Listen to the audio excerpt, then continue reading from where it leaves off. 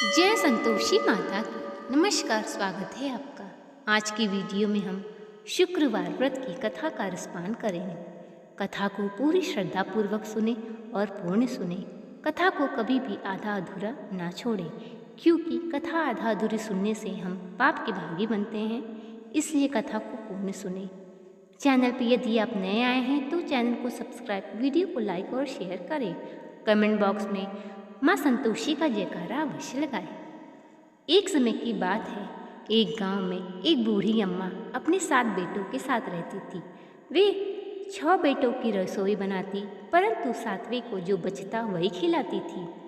7वां बेटा नकारा था, कोई काम नहीं करता, और उसके 6 बेटे अच्छे से कामकाज और नौकरी करते थे।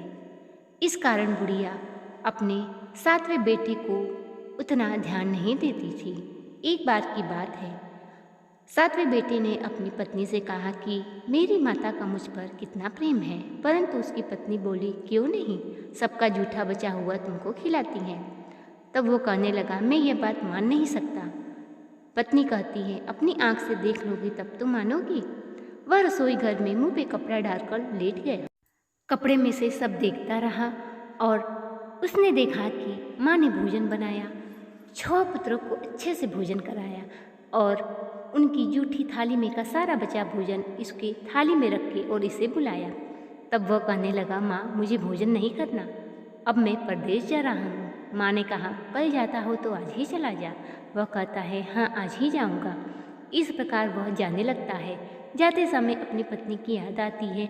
वह कहता है कि मैं परदेश जा रहा हूँ, तुम रहियो संतोष से धर्म अपना पाल। पत्नी कहती है, जाओ पिया आनंद से हमरो सोच हटाए, राम भरोसे मैं रहूं, ईश्वर तुम्हें सहाय। इस प्रकार वह अपनी एक अंगूठी देता है और उसे कहता है, अपने कुछ निशानी मुझे दे दो।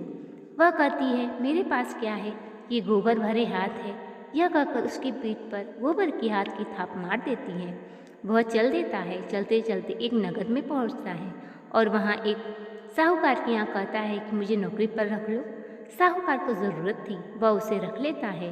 धीरे धीरे वो लेन देन का सारा काम संभालने लगता है। साहूकार को उसके काम देखकर बहुत खुशी होती है और साहूकार अपना सारा कारोबार उसे सौंपकर परदेश चला जाता है। अब यहाँ बहू को किसी दिन भोजन मिलता और किसी दिन नहीं मिलता। सास और जेठानी उसको बहुत सताती। एक दिन वह जंगल से लकड़ी काटने के लिए रास्ते में जा रही थी। कुछ औरतें संतोषी माता का व्रत कर रही थी। उसने पूछा, इस देवता का तुम पूजा कर रही हो? वह कहती है, संतोषी माता का व्रत है, इसके करने से जीवन के सारे कष्ट दूर हो जाते हैं। वह व्रत की विधि पूछती है। तब वे बताते हैं कि शुक्रवार को सूर्योदय से पूर्व स्नान करके गुड़ और चना लेके भगवान माता जी का पूजा करें, कलश स्थापित करें। अगर कोई कथा सुनने वाला ना मिले तो कलश के सामने बैठ के अपनी कथा को पूर्ण करें और उस दिन खट्टा भोजन नहीं करना है। यह सुनकर बहू चली जाती है और शुक्रवार का व्रत रखती है। इस प्रकार एक शुक्रवार बीतता है। दूसरे शुक्रवार को उसके पति की चिट्ठी आ जाती है और तीसरे को उसका पति का भेजा हुआ पैसा पहुँचता है। तब बहू कहती है कि हे माँ, मुझे पैसे से क्या काम है, मुझे अपने पति से काम है।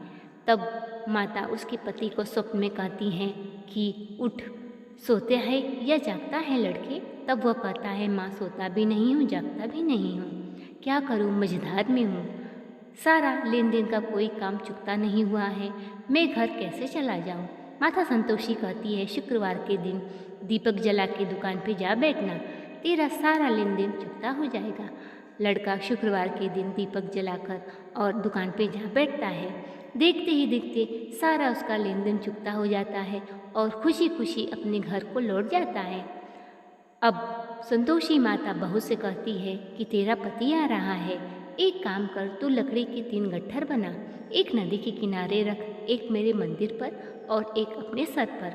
जब पति तेरा आएगा तो लकड़ी का गट्ठा अपने सर पर लेकर जाना और आंगन में डालकर गट्ठर बोलना कि सासू माँ भूसी की रोटी दो, नारियल के कुपड़े में पानी दो, आज कौन मेहमान आया है। बहू संतोषी माता की बात सुनकर कहती है, ठीक माता, वह इस प्रकार ही करती है। एक नदी के किनारे लकड़ी का गट्ठा रखती है, एक माता के मंदिर पर और एक अपने सिर पर लेकर जाती है। इतने में वह राहगीर आ पहुँचता है। नदी किनारे लकड़ी देखकर वही भोजन बनाकर विश्राम करके फिर अपने घर को जाता है। घर जाकर देखता है कि उसके सारे भाई बहन माता आंगन में बैठे हैं और कहता है, माता मैं आ गया। माँ खुशी खुशी अपने बेटे को देखकर खुश हो जाती है। इतना सारा पैसा और धन देकर काफ़ी उसे स्वागत और सम्मान करती है। बहू उसी समय लकड़ी का गट्ठा लेकर आती है और आंगन में फेंक कर कहती है कि लो सासू माँ, लकड़ी का गट्ठा लो, भूसी की रोटी दो, नारियल के खोपड़े में पानी दो, आज कौन मेहमान आया है। पति अपनी पत्नी को देखकर पहचान जाता है और उसे देखकर व्याकुल हो जाता है। अपनी माँ से कहता है, माँ ये क्या, इसकी दशा किसने की। तब वह कहती है कि दिन में 4 बार खाती है और पूरे दिन यहाँ वहाँ भटकती फिरती है, घर का कोई कामकाज नहीं करती। पति कहता है, ठीक है माँ, मैंने इसे भी देखा और तुम्हें भी, अब मुझे दूसरे घर की चाबी दो, मैं उसमें रहूँगा। माँ कहती है, ठीक है। इस प्रकार माँ उसकी चाबी उसके पास फेंक देती है।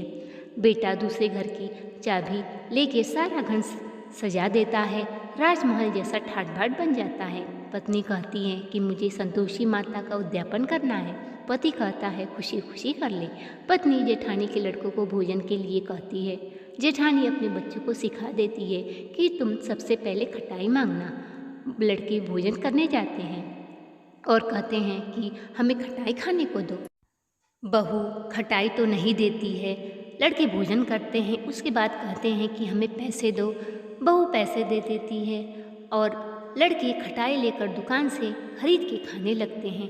अब तो संतोषी माँ क्रोधित होकर उस पर अपना क्रोध दिखाती हैं। साहूकार के नौकर उसके पति को पकड़कर ले जाते हैं और यहाँ सास जेठानी ताने मारने लगते हैं।